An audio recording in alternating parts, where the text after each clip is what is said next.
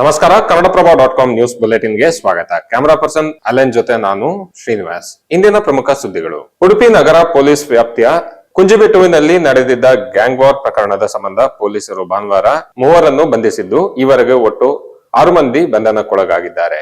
Real estate ವಿವಾದವೊಂದರಲ್ಲಿ Kapu ಮೂಲದ 2 ಬಣದ ಯುವಕರು ಉಡುಪಿ ಮಣಿಪಾಲ ರಾಷ್ಟ್ರೀಯ ಹೆದ್ದಾರಿಯಲ್ಲಿ ಕಾರುಗಳಲ್ಲಿ ಬಂದು ಜಗಳ ಮಾಡಿಕೊಂಡು ಕಾರುಗಳನ್ನು ಗುದ್ದಿಸಿ ಹೊಡೆದಾಟ ಮಾಡಿಕೊಂಡಿದ್ದ ವಿಡಿಯೋ ವೈರಲ್ ಆಗಿತ್ತು.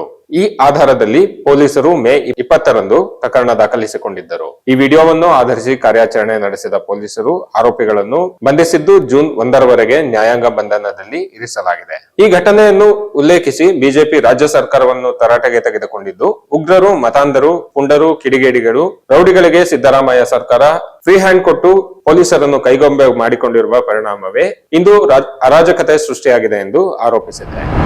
ಹುಲಿಯ ಹಾವಳಿ ಮತ್ತೆ ವರದಿಯಾಗಿದ್ದು, ಮೈಸೂರು ಜಿಲ್ಲೆಯ ಎಚ್ಡಿ ಕೋಟೆ ತಾಲೂಕಿನಲ್ಲಿ 48 ವರ್ಷದ ಮಹಿಳೆ ಹುಲಿ ದಾಳಿಗೆ ಬಲಿಯಾಗಿದ್ದಾರೆ. ಭಾನುವಾರ ನಸುಕಿನ ಜಾವ ಅರಣ್ಯ ಪ್ರದೇಶದಲ್ಲಿ ಆಕೆಯ ಶವ ಪತ್ತೆಯಾಗಿದೆ. ಮಹಿಳೆ ಎನ್ ಬೇಗೂರಿನ ಮಲದವಾಡಿ ಹಾಡಿಯವರಾಗಿದ್ದಾರೆ.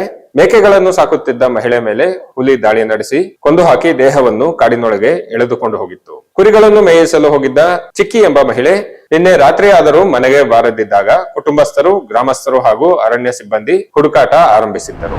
ಬಿಟ್ಕಾಯಿನ್ ಹಗರಣದ ಪ್ರಮುಖ ಆರೋಪಿ ಶ್ರೀಕಿ ಮತ್ತು ಆತನ ಸಹಚರ ರಾಬಿನ್ ಖಂಡೇವಾಲ್ ವಿರುದ್ಧ ಕರ್ನಾಟಕ ಸಂಘಟಿತ ಅಪರಾಧಗಳ ನಿಯಂತ್ರಣ ಕಾಯ್ದೆಯಡಿ ಎಸ್ಐಟಿ ಅಧಿಕಾರಿಗಳು ಕ್ರಮ ಕೈಗೊಂಡಿದ್ದಾರೆ. ಎಸ್ಐಟಿ ತಂಡ 2017ರಲ್ಲಿ ತುಮಕೂರು ಸಿಇಎನ್ ಠಾಣೆಯಲ್ಲಿ ದಾಖಲಾಗಿದ್ದ ಯುನೋ ಕಾಯಿನ್ ಕಳ್ಳತನ ಪ್ರಕರಣದ ತನಿಖೆ ನಡೆಸುತ್ತಿದೆ. ಎಸ್ಐಟಿ ತನಿಖೆಗೆ ಹಾಜರಾಗದ ಶ್ರೀಕಿಯನ್ನು ಮೇ 7ರಂದು ಎಸ್ಐಟಿ ಅಧಿಕಾರಿಗಳು ಬಂಧಿಸಿದ್ದರು. ಬಳಿಕ ಆತನ ಸಹವರ್ತಿ ರಾಬಿನ್ ಖಂಡೇವಾಲನನ್ನು ರಾಜಸ್ಥಾನದಲ್ಲಿ ಎಸ್ಐಟಿ ಅಧಿಕಾರಿಗಳು ಬಂಧಿಸಿದ್ದರು. ಕೋಕಾ ಕಾಯ್ದೆಯಡಿ ಬಂಧಿಸಲ್ಪಡುವ ಅಪರಾಧಿಗೆ ಕನಿಷ್ಠ 1 ವರ್ಷ ಜಾಮೀನು ಸಿಗುವುದಿಲ್ಲ.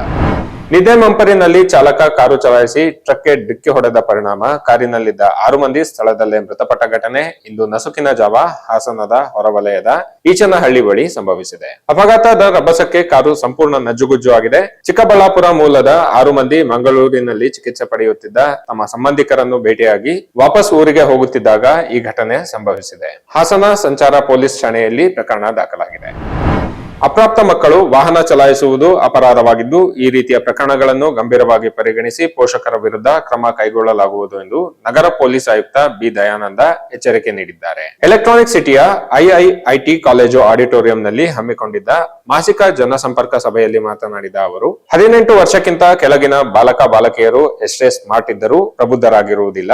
ನಮ್ಮ ಮಕ್ಕಳು ಹೆಚ್ಚು ಬುದ್ಧಿವಂತರು. 10 ವರ್ಷಕ್ಕೆ ದ್ವಿಚಕ್ರ ವಾಹನ, 15 ವರ್ಷಕ್ಕೆ ಕಾರು ಚಲಾಯಿಸುತ್ತಾರೆ ಎಂದು ಪೋಷಕರು ತಮ್ಮ ಮಕ್ಕಳಿಗೆ ವಾಹನಗಳ ಕೀ ಕೊಟ್ಟರೆ ಅವರ ಕೈಗೆ ಆಯುಧ ಕೊಟ್ಟಂತಾಗುತ್ತದೆ. ಸಾರ್ವಜನಿಕ ಸ್ಥಳಗಳಲ್ಲಿ ಅಪ್ರಾಪ್ತರು ವಾಹನ ಚಲಾಯಿಸಿದರೆ ಜುವೆನೈಲ್ ಜಸ್ಟಿಸ್ ಆಕ್ಟ್ ನಲ್ಲಿ ಜಾಮೀನು ರಹಿತ ಪ್ರಕರಣ ದಾಖಲಿಸಲಾಗುವುದು. ಜಾಮೀನು ರಹಿತ ಸೆಕ್ಷನ್ಗಳ ಅಡಿಯಲ್ಲಿ ಪೋಷಕರ ವಿರುದ್ಧವೂ ಪ್ರಕರಣ ದಾಖಲಿಸಲಾಗುತ್ತದೆ ಎಂದು ಆಯುಕ್ತರು ಎಚ್ಚರಿಸಿದರು. ಪುಣೆಯಲ್ಲಿ ನಡೆದ ಅಪಘಾತ ಪ್ರಕರಣವೊಂದರಲ್ಲಿ ಐಷಾರಾಮಿ ಕಾರೊಂದನ್ನು ಉದ್ಯಮಿಯೊಬ್ಬರು ತಮ್ಮ ಅಪ್ರಾಪ್ತ ಮಗನಿಗೆ ಕೊಟ್ಟು 2 ಸಾವಿಗೆ ಕಾರಣವಾಗಿದ್ದರು.